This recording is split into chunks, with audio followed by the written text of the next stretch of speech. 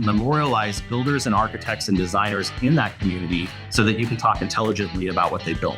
It's not always about your track record of how many you've actually sold. It's about the information that you can give to become that trusted advisor. People say all the time, well, I'm not door knocking, it's a luxury listing. I know 2 agents historically who are the top luxury agents in our marketplace that door knock 4 to 5 homes a day still. Welcome to Signature Buzz, your fast-paced weekly real estate sales meeting. All right, welcome back to the Signature Buzz, the podcast where we cut through the noise and help you grow a sustainable real estate business. I'm your host, Brandon Roberts. Here with the always sharp and insightful Chris Bishop. Chris, I think today's topic is going to be one that hits a nerve for a lot of people. It's going to hit a nerve, all right. Right? We're going to talk about luxury agent domination in Las Vegas. So, we've done so many of these shows have been fantastic on different topics. And we've been asked the question, get down into the nitty gritty of the details. And so I cheated a little bit, which I don't call it cheating anymore because it's there for everyone to use and many just don't. And so I went on ChatGPT and I put in a couple of tag phrases and I was looking for a plan where any agent could plug in to dominate a part of the marketplace, right? Mm-hmm. And I put in, how do I dominate with buyer leads? How do I dominate with listings? I mean, I went through all of these different prompts. I put in property management, land development. I mean, all of these things. And I said, how do I do it? And it started like analyzing and spitting out information. And it really got granular into things like, I'm like, how does it know this, right? But it has all that information. It knows about us. It knows things that real estate agents do. And I thought, well, is this really going to be a topic anyone cares about? Like, okay, I want to be a great listing agent. Yeah, we've all read that book. So I put in, how do I dominate the luxury real estate market? Because every agent I've ever talked to, doesn't matter if they've never sold a home, doesn't matter if they're brand new, 50 years in the business, I want to be a luxury agent. Why do people want to be a luxury agent?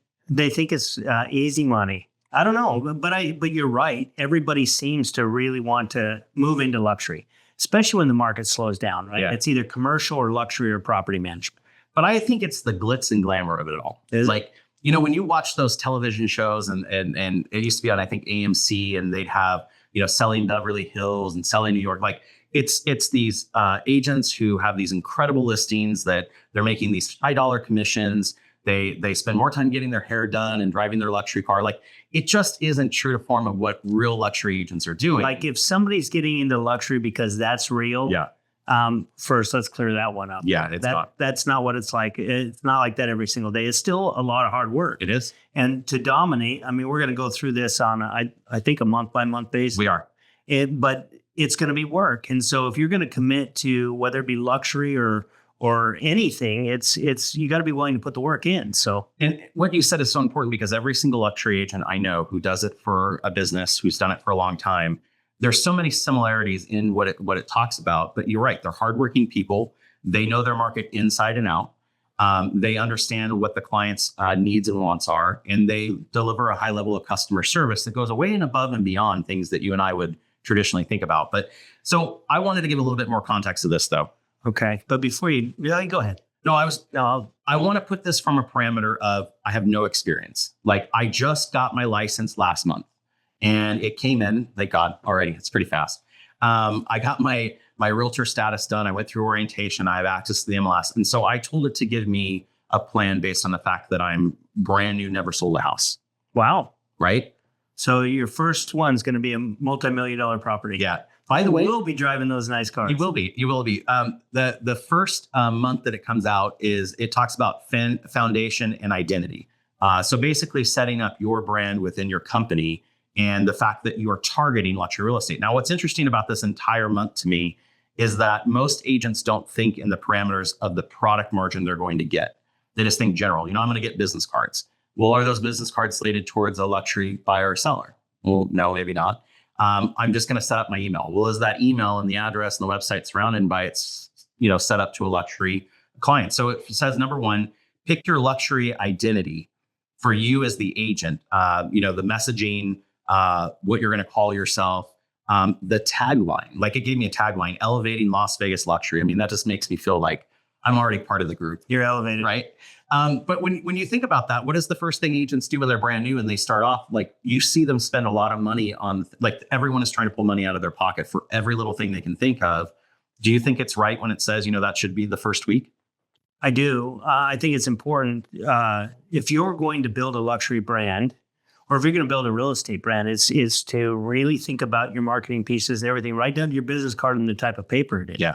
And if you want luxury, then your stuff needs to scream luxury. Mhm. And if you think, and not a knock against Gmail, because Gmail is it's actually hosts our email too. Yeah. But the domain that you put could be important. Yeah. As opposed to just a Gmail address or a website that you're driving them to. So Now, I think a lot of thought needs to go into it. I've sold luxury homes. I mean, like, it's not a bread and butter thing for me, but I've had multi-million-dollar listings. I've actually had them close. It's been great. But I never catered everything I did to a specific client. And so what I love about this first month that it talks about the foundation is that that's really your target. Stop doing everything else and focus on the target. And so it goes further. It says, get professional headshots and lifestyle. Can you imagine me with some lifestyle shots with my hair flowing back? Yeah, I mean, that's what it's talking about. You have to grow it out. Yeah, modern, sleek shot of the Strip, penthouse, luxury communities. For example, the Ridges, McDonald Highlands. You participating in those communities, part of it. We know a lot of luxury agents, and we do see their Facebook pages, and they are taking a lot of glamour shots, right? But did you ever think of it like you're looking at it as an agent saying, "Wow, that's weird," right? No, But to the client, no. You might think it's weird, Chris, but honestly, there are companies and there are photographers that'll come out and do these lifestyle shoots with you. And whether I think this is going to correlate a lot, even with your regular real estate. You've got to start differentiating yourself and putting yourself out there. So I think this is a smart thing, laying out what your marketing plan is and then getting the shots. And I don't think it's a one-time thing and then you keep that photo for 30 years. that's not funny. It is funny. That was not a dig towards you, but and Come I at your have, photo. I have your photo. But in reality, those continually doing, keeping in mind your social media presence, your website, all your marketing pieces, and all that kind of stuff. You need to have that stuff happening, and there are people, like I said, that do it. So I think of 7 habits. Like if you go through 7 habits, one of the habits is begin with the end in mind. Mm-hmm. And this is the habit of finding your clientele base by modeling everything you do. Like if you're having these glamour shots and you're having these poses in front of communities, things like that, while you're there participating in them, it's solidifying to the consumer you're trying to attract that I do this. I'm here in this community. Here's proof. And it's funny that you say continually doing it because these communities change so fast. And a lot of times luxury is what's new and hip and exciting, not what's old and stale that needs to be revitalized. Mm-hmm. And so I think that it's selling that message. Number 3 in that week is build a website, Instagram, LinkedIn. No one thinks about that anymore. Facebook page branded around a luxury lifestyle, not around I'm taking listings. Mm-hmm. Like you're not talking about here's this great high dollar listing. You're talking about the lifestyle someone's going to have by moving into that high dollar listing in the community that they're living in. Right. Yeah. Different dynamic. Well, and it's important because, we talk about relationship building and everything we're talking about in the full fee agent is, and even in Ninja Sales about them having to talk 70%, 75% to your 25% kind of time of possession. But when you're posting on social media, you're speaking first. You're telling a story. Yep. You're putting that out there. And the idea shouldn't be that I'm the best, I'm the best, I'm the best. It should be stuff. I'm learning. Yeah. I'm learning everything about this luxury marketplace. Learn with me. That and the other thing, and also life experiences of dealing with that in stories that cause engagement. Yeah. Because what you're trying to do is build relationships with luxury buyers and sellers. Yeah. And the thing that's going to attract them to that is that kind of stuff, not that you sold a home in 3 days. I keep hearing I'm the narrator of my own story, right? I keep hearing that in my mind when you said that. Walter Mitty, I think that was the movie. When I see this whole part of it, I think of the fact that, I premised it on I'm a brand new agent that has no sales. I think people would want to engage in the fact that you're learning all of this information along the way and they're seeing that unfold on your social media. Yeah. And so you've eliminated the objection of, well, you may not have the experience because you're proving that you're earning it. You're learning that info. You're in those communities. You're participating. You're showing. The next month, because we've already gone through a month, that was a lot of work. Month 2 is study the luxury neighborhoods and become an expert. The Ridges, McDonald Highlands, Escaya, Southern Highlands, Spanish Trails, Summit Club, Red Rock Country Club. Actually go into those marketplaces and digest the information and the stats. And this is a great one. Tour 5 to 10 luxury open houses weekly. Can you imagine going to all of those open houses and participating? I mean, that's a lot of free waters and cookies. Yeah. Right. Good time. And the nice thing about luxury open house is most of the time their broker opens and there's a nicer spread. What I like in the tagline that it added is previewing them isn't about just you or the clients. It's about building confidence and market knowledge. I had a client years and years and years ago. She was from California. It wasn't luxury then. It was like 850. You know, that was a lot. It was luxury. That was a lot. And she said, "Did you go out and preview all the homes in the marketplace around my home?" And I'm like, "There's 12,000 listings on the market." No. And she goes, "Well, in our marketplace, you see every listing that comes on, so you can talk intelligent." I never forgot that. And so, you know, when you go into a neighborhood to really be that knowledgeable luxury agent, you should know what they're competing against and what they look like. Yeah, we when I first got my license, one of the ways I learned pricing was every Tuesday after sales meeting, we'd actually board the bus and the company and go tour the new listings. And I know some people do caravans and stuff like that. It was important to get out there and see the listings because not only do you see what's out there in the market so you can talk educatedly to other people, but you also got the opportunity for pricing. Yeah. And so this would be super important in the luxury market, especially if you're trying to learn it and break into it, to actually understand the houses. Well, the third week in the second month is build. I love this. This is cool. Build a luxury comp book.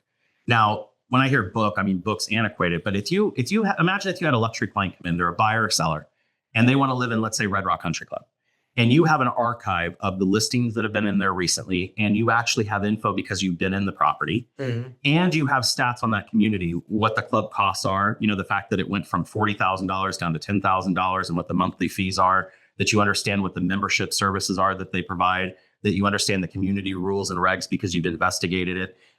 Learning that info and the fact that you could pull out that information and give it right to a consumer, you've now proven that even though someone else may be seasoned agent, you have the information and you understand what's going on in the community.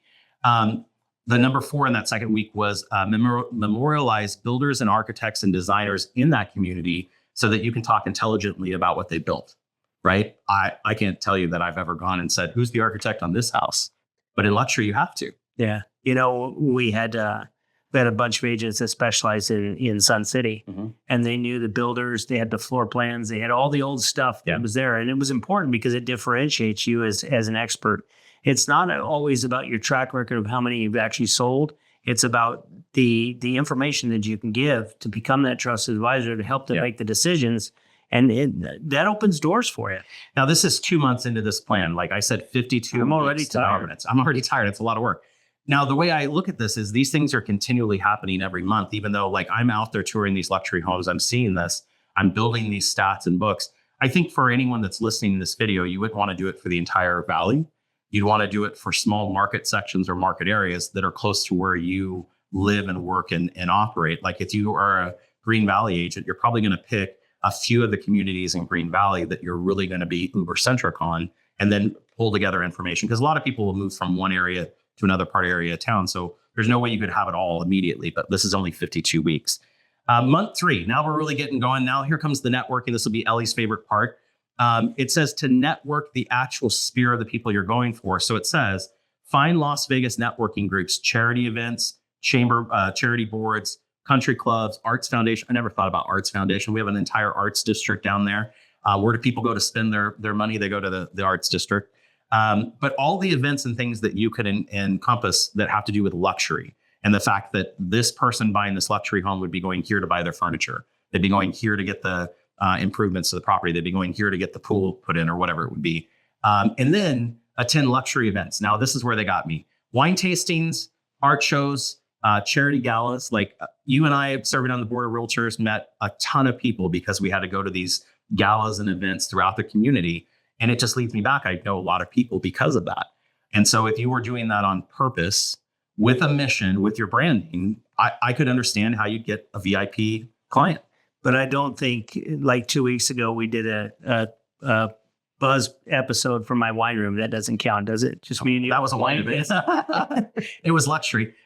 Here's another one. Create a VIP list of your top 100 of potential connectors, doctors, attorneys, wealth managers, business owners, power players in the community. So what's interesting is, all of the corporations that are big in our community, all of them are usually publicly traded. And so that means that the contact info and the person who sits in that seat is public information. So you could actually get their info, get their email, and ask to network with them. Like no one's stopping you from contacting a CEO of a local gaming company or the CEO of a charitable group and saying, hey, I want to find out how I can support your company and do that. And again, it's not like you're begging them for business. You're just asking to provide them with support for their business. So another way to open the door to start building a relationship. Yeah. All right. Now we're getting into social media. That's what everyone's been waiting for. And to get my luxury branded photos out there, launch a weekly luxury video series, Inside Vegas Luxury, where you tour communities. You highlight design trends. Can you imagine me doing a highlighting of design trends? Restaurant spotlights and things that people get into. Basically, it's you in front of a camera leading the consumer to information about those communities. It said post 2 to 3 short form videos weekly, reels on TikTok, lifestyles and neighborhoods. I love this. Start a monthly newsletter with crafted market stats and lifestyle content for a luxury owner, right? I mean, that would be like you have your own newspaper. And then finally, build a YouTube channel so that you can launch all of this from it about your luxury marketplace. And the nice thing is, because of our conversation with Scott Seeley, you could actually start to get paid to go to all those wine tastings and art events. Yeah, I think, again, if you're going to start a YouTube channel, go back to week 1 or month 1 of this. It's about understanding who your customer is going to be or who you're trying to attract. And so if you're looking for people that are looking to move into Vegas to buy luxury, right? Figure that out and figure out the content that they want, and then do your videos directed to them. Yeah. Not just to the Joe guys. I mean, that's what I got from him. It's directed to that consumer that you're trying to get specifically to their thoughts and factors of it. Okay. Month 5, partnerships. Partner with luxury service providers. No kidding. Exotic car dealers, jewelry shops, interior design companies, architects, builders, luxury builders that are out there. Offer to feature them and their content in your video. So that makes a lot of sense. They're providing value back. You may be only getting 30 or 40 luxury people watching your videos, but over the course of time, as your brand grows and everything else, it's amazing how these videos pick up viewership, and people will go back and watch 10 or 12 of them if they really want to connect with you and learn more about it. And then last but not least in this month with partnerships is create a luxury concierge list. Every time I hear that, I think of Vandana. Vandana has done an amazing, she has a person for everything. You know how the thing is, I got a guy. She has a person for anything you can think of, whether it's for your luxury property, you want to go to the Super Bowl, it doesn't matter what it is, she's got a contact. Yeah. What do you think? I think you're right on. I mean, chat wouldn't We already knew that, right? Chat wouldn't lie to you. Okay, month 6. I haven't sold anything yet, I don't think, but I'm still conquering the marketplace. So we're getting You just got your photos back. I just got my photos back. Okay, it said pick one luxury farm, the Ridges, Southern Highlands, Escape, whatever it is, 300 to 500 homes. I disagree with this a little bit. I think that's a lot. Like, that's a lot of properties to focus on. You may want to shrink it to like 200 or 250 until you get comfortable with it. Launch a monthly direct mail campaign, not postcards. It actually says luxury magazine style pieces, high graphic pieces, not crummy little postcards. Why? Well, I mean, you're going to the luxury market. I mean, right? You've got to stand out. They get postcards and crap all the time, I'm sure. But I'm curious, why does 250 to 350? Why is 300 to 500 too many? I think it's the cost basis, right? Like, you don't know what you're going to do wrong yet if you've never farmed anything. Because remember, I'm a brand new agent. And so what I see happen a lot of times is an agent takes on a farm of 500 homes and they send all of this stuff out, things that do work, things that don't work, and they don't get immediate results. And so it literally takes all the confidence in what it is and throws it in the toilet. And so what I've found out is by testing smaller market areas, the entire neighborhood doesn't know you screwed up yet, right? So only a small group of people do. You work out all of the kinks of your system. And then once you know it works, then you can expand it as far as you want. It's just what I've found out. No, I get it. For me, I mean, I'm looking at that going, I mean, mailing, there's a percentage, right? Yeah. You've got to mail consistently. And I think the biggest mistake that is made by most agents in a farm area isn't necessarily the piece they sent out, because no one probably didn't read it anyway. It's the consistency. It's that they run out of money and they don't do it long term. And that's when I'm sending a $1 card with a stamp on it, right? I'm talking about sending a $10 or $12 item. You know, when you think about the style and content pieces times 100, I mean, I'm already into the thousands and I haven't made any money yet. But you're in luxury. That's right. Here's the other thing. Like, this is kind of interesting the way it said it. Door knock with high-end, leave behind, coffee table style marketing. Do you have a coffee table? Yeah. I don't. I kept banging my knee on it. I got rid of it. But I remember when we did have one, I had these high-end books that someone had given me as a gift, on different topics. And they always sat on the coffee table because what the hell else was I going to do with them? But you have a coffee table if you're in luxury. Yes, you do. That's true. From what I get from this is people say all the time, well, I'm not door knocking. It's a luxury listing. I know 2 agents historically who are the top luxury agents in our marketplace that door knock 4 to 5 homes a day still. And they're still taking luxury listings because they do it. They just get in their $5,000 suit and their $500,000 car and they go down to the neighborhood, right? But the whole point is it does work. And I can understand why having a high level leave behind. When I think of this whole section, when I was reading it, I think of American Express. American Express could send you your card in a crummy little envelope, but instead they send it in a FedEx package in a box. And you open up that box and it's got a nice presentation piece. The card you could bang against the table and put a dent in it.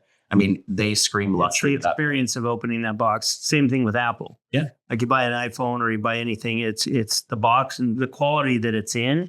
And people pay more for that product. Yeah. And so, like say, if you're delivering high value content, that perceived value goes up.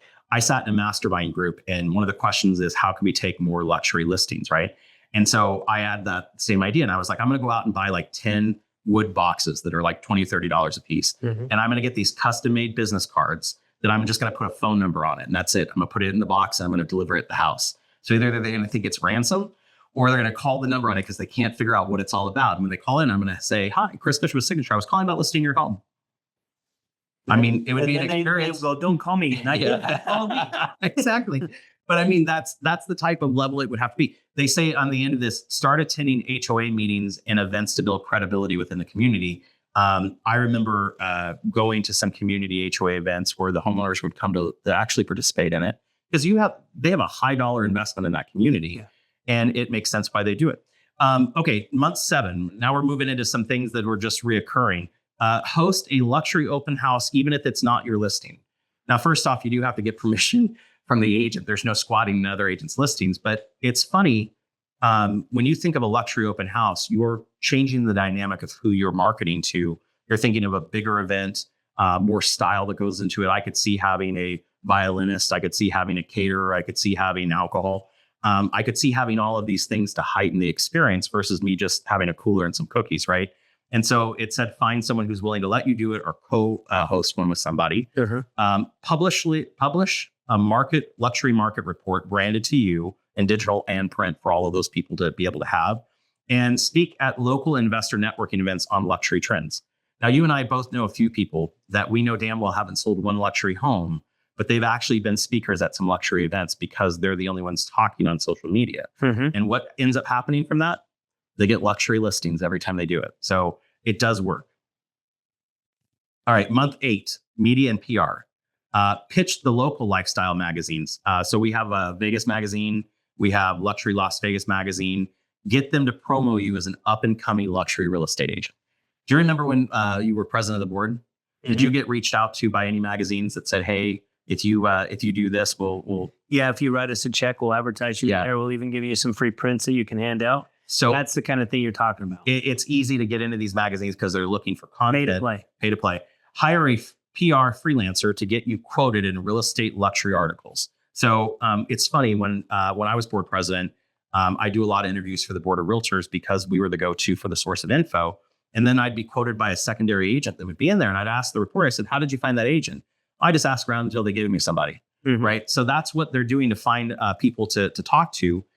Run targeted social media ads exploring $2 million plus luxury homes. So now you're taking this home. You got to be careful marketing properties, though, if they're listed, because you got to have the agent's permission. But they're saying make target ads where you're bringing attention back to this listing. New home builders, and many times in the luxury marketplace, are willing to have free advertising if you're willing to bring them value and it caters to their level of quality. Okay, month 9, here comes expansion exclusivity. Organize a private luxury home tour for high net worth professionals. I want to go right to week 1 with that one. So I got to tell you a funny story. I had this client call in. This is years and years ago. And the company I worked for at the time actually had a limo and a chauffeur you could hire. And it would cost about $1,000 for the day. I mean, it was a big expense, right? And I had a client call me up on a couple $1 million listing. They were staying down at the Wynn. It had just opened. And so I got the limo. I went down and picked them up. I took them around Lake Las Vegas. We spent the entire day. We had lunch. I mean, the entire thing cost me several $1,000s. They never bought anything. The problem was I forgot to do all of the steps around it. And I got so excited about still friends to this day, by the way, with these people. And, but like, don't get ahead of yourself. Like, make sure you still have the dynamic of understanding what their point is. But I love this because it's not catered around a listing or a client. It's catered around just a tour for luxury clients. It's an experience. Yeah. Mm-hmm. And so like, I think of Adam, you could get Adam Schwartz in his party bus. Like, he could deck it out. It's all set up. You could have a tour of 5 or 6 luxury homes, and you make it a monthly excursion or a quarterly excursion. That'd be actually pretty cool. I'd go on that. Sign me up. Sign me up. Partner Buy with me lunch. Yeah. Partner with a lender who specializes in jumbo loans, which Shelly specializes in jumbo loans. I've had her look at many of those, and co-host seminars and financing seminars on how to acquire luxury assets. Like, well, everyone wants to live in a luxury home until they have to figure out how to pay for it, right? Right. And then last but not least, build private client events. Here we go again. ChatGPT must be an alcoholic. Wine tastings, golf outings, and gallery nights. It's always going back to galleries, but I could see a sponsored event at a gallery with a wine tasting at a golf course. That'd be nice. Right? Could have everything together. Yeah. But the more of those events you're hosting, the more your dynamics getting out there. And I can see You're putting yourself in front of people that are potentially in that market, right? And that's the whole key. How do you put yourself in front of more people? Sell more luxury. Yeah, Yeah. because in it, everything you do, it's about relationships. Like, even if you got into the REO market, it's relationships with the asset managers. I mean, Tom was big into that. He's still pretty big into REOs from a lot of the relationships he built. He took the time to go to the conferences to meet the people. Yep. The same thing here. You've got to take the time to put on the events or go to the events to meet the people and have the conversation. You do that, you put yourself in a good opportunity. I mean, we've just gone through now so far, to recap, 9 months. You had a baby. Luxury baby. The whole point at this time is this is a full-time job. Like, this is a crap load of activities that I'm doing. I'm out. I didn't sign up for this crap. But you think about it and you go back and you say, if I was doing all of these things, how could I not succeed if I was really making it all happen? And what I love about this is it's a checklist of things that I need to continually keep doing. And now we get to month 10, systems and scalability, right? Implement a CRM with luxury drip campaign for your luxury clients that you have now because you've met so many people at the events you've gone to. Hire a part-time assistant because, I've sold some houses now and now I'm getting luxury money. Now I need luxury help. A TC or a virtual assistant who can help you free up your time. And the last but not least, create buyer and seller luxury playbooks, high-end PDF guides. Like, I think of those luxury folders where, and I think it was Pete Torciello who actually showed me the last one. He had branded covers made that scream, high-end client, and he actually creates them and then binds them as a book, not like the old bind things, like an actual book for every presentation. So the books were a cool idea. Month 11, build a database of absentee luxury owners in Las Vegas who live in California, New York, international owners, so that you can start mailing to them about their asset that they have in the States. I think a lot of people don't know this, but when you see these massive high rises throughout the valley, these aren't first homes or second homes. They're like third, fourth, and fifth homes for a lot of people. And so when you think about Las Vegas, we're one of the biggest second home, third home destinations in the world because everyone wants to come here and have that luxury unit. And do you think you go to the Palms or something like that and you're paying $10,000 a night for the unit? You could go and buy one and have it every night and rent it out when you're not using it. Send quarterly luxury market updates via FedEx. Now that's cool. Like, that's a huge highlight. If I sent you a FedEx that you had to sign for, or don't send certified mail, it scares people. But even in the luxury market. Yeah, send it by FedEx. It really does stand out. I also know of a few runner services in town where you could hire a runner that you could deliver that package and have it signed for at the door. I mean, it comes off in a very high level way. And then target LinkedIn ads at executives and investors relocating to Las Vegas who want to buy luxury listings or luxury flips. And are you ready for month 12? Yeah. I've done all of this stuff, right? Now I'm conquering the marketplace. Now I'm going to host an end of the year luxury market recap party at a pit house or luxury venue in the marketplace. Have you ever been to one of those type of events? Mm. I actually went to one about 2 years ago for a small luxury home builder who built like a $12 million home. And they launched it by having a market economic update at that high-end home. It was fantastic. I also have been to Summit at some builders. Launch your very own luxury Las Vegas real estate report video podcast. Video report, video podcast. Don't call it the buzz because we already got that. And then last but not least, write a 12-month reflection plus next year's plan of what you farmed and what you're doing for your luxury business and how it goes. Now, after that 12 months, do you think I'm a top luxury agent? No, but No. I think you're well on your way. But do you think I probably sold a few luxury homes and have a few luxury clients? I think you've at least gotten some listings. If not some listings, you've started to get some presentations and some conversations. And the reason I'd say that is if you're doing this just thinking it's going to be an overnight thing, it's not. No. But truly, if you actually applied every single one of these, yes, Chris, I think you would have some listings. You probably would have sold some already. I think the point that I got out of this is everyone says I'd like to, but then they don't. Right. My dad used to have this thing above, it's sad to say, above the bathroom. It said my get up and go, got up and went. Right. And it didn't mean it like in that context, but it always meant like, I'm always going to get around to it, but I never do.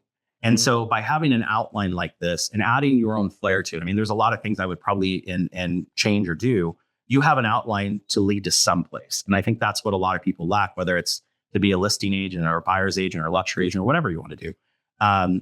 At least after 12 months, I will have felt like I did a lot. Like I could look back and say, yeah, I spent a lot of money on stuff. I met a lot of people.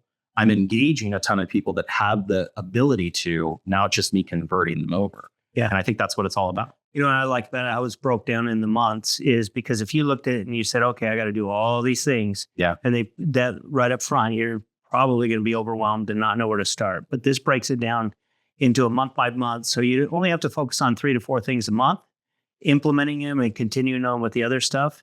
And by the end of the year, you've got all your systems going. I think the other thing that's really interesting to me about this is I said from the aspect I have sold nothing, I'm brand new. Not one thing in here screamed I had to be 20 years in the business. It just screamed that I had to get up off my butt and do it. And I think that, for those agents that are out there listening, yes, I'll share this. Yes, you could create your own on it. But the point is, it's just about having that outline of a plan. It doesn't matter if you've sold the house before. I mean, yeah, okay, you're sitting in front of the seller. You're a little intimidated because you're sitting in front of someone who owns a $5-6 million house. It's important to them. And you're talking about commission. But at least in this point of view, you've done your research behind it. You know what's happening in the community. So when they ask questions, you can answer it. And when they say, have you sold any luxury listings? No, but I'm looking for a place to start. I mean, yeah, okay, you may have to go through that process, but you're at their house already for a reason. I think that's what people forget. Yeah, neat thing is we know luxury is a big thing. A lot of agents want to get involved in it. In fact, so much so that we're creating a luxury brand with Signature called the Signature Collection. And so Vonda has been heading that up and working on that. And if you're truly interested in getting into luxury and you need some direction besides this checklist, reach out to her and talk to her about the Signature Collection, what that team looks like. It is a little bit different. It's more of a team type thing, but there will be a lot of marketing pieces and stuff that are turnkey for you to be able to go into this. But nonetheless, whether you go that route, you do it on your own, or whatever you choose to do, it takes commitment on your part. Mm-hmm. And so if you're not willing to put the work in, stop chasing the shiny objects. Stop looking and going, I want to do this. But if you're not willing to put the steps in, you're always going to want to. I remember about, it's probably about 10 or 12 years ago. I had an agent, a kid, his name's Mark Riedel. He's still in real estate now. He sells luxury penthouses in New York now. Left Vegas, moved there. Comes from a real estate family, and he had been a nightclub promoter. And so, had a ton of contacts through his nightclub business. And he had gotten in, and we sat down and had his initial conversation. We talked about building a database and the whole thing. And I said, well, Mark, what do you want to focus on? He goes, I only want to sell luxury. And I'm like, doesn't everybody, right? And I said, so how are you going to do that? And he goes, I'm just going to reach out to people, the whole thing. And so he did that for about a week, 2 weeks. Didn't really get the result he was hoping for, cold calling luxury clients. And so we talked a little bit about door knocking and the fact that no one's stopping you. Like, no one's stopping you from your ability to get up and go do these things. And so I'll never forget it. I'm sitting in my office. It's in the afternoon. And here he comes walking down the aisle in the office with this big shitting grin. And he dropped down on my desk this listing contract, $3.5 million house listing contract, got exactly the commission he wanted, by the way. And I said, oh my God, congratulations. Tell me the story. He goes, well, I was in Anthem Country Club and I was going to look at this listing and I got through the guard gate. And he goes, I'd already pulled all of the expired listings in Anthem. And I noticed that there was this secondary, like gate area where these luxury homes. And he goes, so I had the gate code from the old listing. It still worked. So I punched it in and the gate opened. And he goes, then I drove up to the house. And there's only like 9 or 10 houses in this little tiny cul-de-sac. And he goes, I got out of my car and I walked up the door and I knocked on the door. And this lady answered. She goes, yeah. And I go, my name's Mark. I'm a real estate agent. I'm here to talk about listing your house. And he goes, without missing a beat, she goes, come on in. And he goes, I walked in and he goes, I had my listing contract with me and I had some info on the house just because I knew it was there. And he goes, we went in and we sat down at the kitchen table and we had a conversation. And we talked for like 30 or 40 minutes and they said, okay. And he goes, and they signed my listing contract. And I said, man, that is awesome. What are you going to do now? He goes, I don't know. So that weekend, he decided the only thing he could do was host an open house. So he hosts this luxury open house. His mom had actually helped him out with it. Robin, she's an agent as well. And I kid you not, third or fourth client goes through the door, walks through the door, talks to the mom and says, I love it. I'd like to write an offer. And they end up double ending that listing. I'll never forget that as long as I live, that the only reason why they had that substantial listing and made a substantial commission, hundreds of thousands of dollars, by the way, was because he got off of his butt and did something no one else was going to do. And he got what he wanted. And so now he does. Question though, did he ever go knock another one? I don't know. I know from that point on, do that, it works. Yeah. From that point on, he got very aggressive about attending events and going to lifestyle networking groups and things that they had, restaurant openings, all that kind of stuff. And he felt more empowered from this listing. And I kid you not, he's selling $15-30 million penthouses in New York now. They don't even have an MLS, by the way. It's all done from participating and viewing them. And he's killing it. And so like it can happen for you. Those are good stories. Yes, always. Well, if you take nothing else from today, I think the whole point is it's never bad to have a plan. This plan may have some flaws and it may have some things that you don't like and things you're maybe not going to do. But I think that I would see if you just stuck with it a little bit and you just kind of made it come together, you'd probably have an area of success that you could then reduplicate and make happen. There you go. There you go. You heard it here first. You did. Anything else? Final Nope. thoughts? Final thought, Your style? sell something expensive. It helps. There you go. Thanks for listening to the Signature Buzz. And remember, we're always affirming your success. Have a great week.